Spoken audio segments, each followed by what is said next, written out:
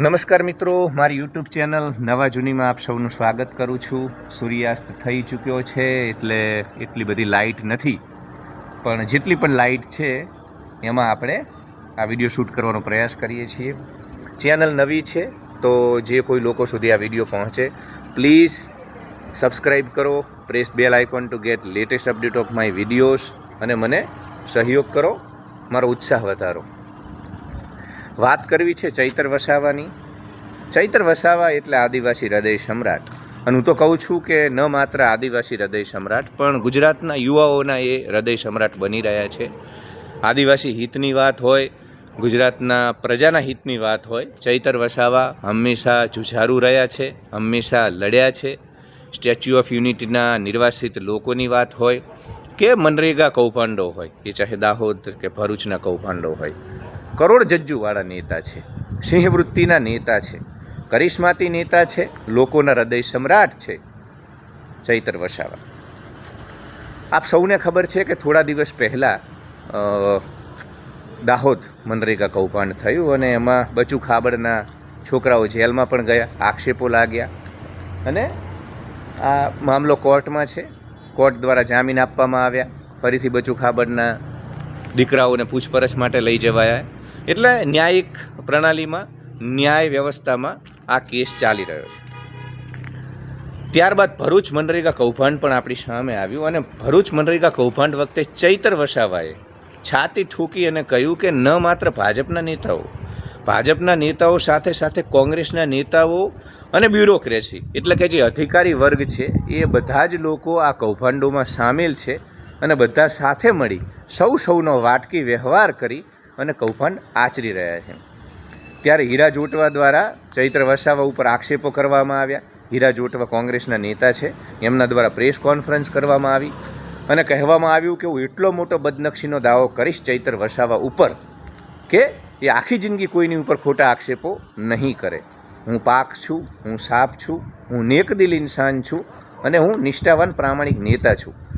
આવી બધી મોટી મોટી સુખિયાણી વાતો હીરા જોટવા કરતા હતા. પરંતુ આજે એક ઘટનાક્રમ બન્યો છે જેને ફરી સાબિત કર્યું છે કે કૌભાંડો બાબતે, ભ્રષ્ટાચારના આક્ષેપ બાબતે ચૈતર વસાવા ખોટા નથી. હીરા જોટવાને ભરૂચ મનરેગા કૌભાંડ માટે પૂછપરછ માટે પોલીસ ઉઠાવીને લઈ ગઈ છે. ત્યારે ચૈત્ર વસાવાએ ફરી સામે આવી વિવિધ મીડિયા ન્યૂઝ ચેનલોને કહ્યું છે કે હું ઘણા સમયથી, હું જ્યારથી વિધાનસભામાં છું ત્યારથી ન માત્ર ભરૂચ અને દાહોદ પરંતુ પંચમહાલ અને આખો જે આદિવાસી વિસ્તાર છે, જે ટ્રાઇબલ બેલ્ટ છે, એ ટ્રાઇબલ બેલ્ટમાં કઈ રીતે આદિવાસીના વિકાસ માટે આવતી કરોડો અબજો રૂપિયાની ગ્રાન્ટ આ ભાજપના નેતાઓ, કોંગ્રેસના નેતાઓ અને અધિકારીઓ બધા જ સાથે મળી અને ખાઈ જાય છે. તો ચૈતર વસાવા વારંવાર આપણને ખબર છે કે વિધાનસભા ગૃહમાં પણ આ બધા કૌભાંડો મામલે પોતાનો અવાજ ઉઠાવી ચૂક્યા છે. ભવિષ્યમાં પણ એમને કહ્યું છે કે હું વિવિધ કૌભાંડો મામલે મારો અવાજ ઉઠાવતો રહીશ. તો આજે ચૈતર વસાવા ખૂબ જ આત્મવિશ્વાસથી બોલ્યા કે હું વારંવાર કહી રહ્યો છું, પરંતુ સત્તાના મદમાં અહંકારથી ચૂર સરકારના લોકો એ સ્વીકારવા તૈયાર નથી. કેમ કે કોઈ પોતાની માને તો ડાકણ ન કહે ને, એટલે પોતાના પક્ષના નેતાઓ, મંત્રીઓ, સંત્રીઓ એમને કઈ રીતે ભાજપ સ્વીકારે? કેમ કે નરેન્દ્રભાઈને છોડીને ગયા બાદ ધીમે ધીમે આ લોકો દીવા પાછળ અંધારું કરી રહ્યા છે અને ધીમે ધીમે ભ્રષ્ટાચાર પણ કરી રહ્યા છે બધા સાથે મળીને. તો હીરા જોટવા બદનક્ષીના દાવા કરતા હતા, પરંતુ એ બદનક્ષીના દાવા તો ન થયા, પરંતુ પોલીસ આજે એમને ઉઠાવીને લઈ ગઈ છે. જોઈએ આવનારા દિવસોમાં શું થાય છે. હું ચૈતર વસાવાને એટલા માટે આદિવાસી હૃદય સમ્રાટ કહું છું, યુવા હૃદય સમ્રાટ કહું છું કે ચૈતર વસાવા સિવાય વિપક્ષ ક્યાં બચ્યો છે? ચૈતર વસાવા, ગોપાલ ઇટાલિયા, રાજુ કરપડા જેવા નેતાઓને તમે બાદ કરો તો ગુજરાતમાં ક્યાં વિપક્ષ બચ્યો છે? કોંગ્રેસ તો બિલકુલ વિપક્ષની ભૂમિકામાં નથી. એ તો ભાજપના લોકો સાથે સેટિંગ કરી અને પોતપોતાના આર્થિક વ્યક્તિગત હિતોને સાધી અને ચૂપ બેસી ગયા છે. સરકારનો કાન મરડવાવાળું કોઈ હોય તો એ ચૈતર વસાવા જેવા લોકો છે.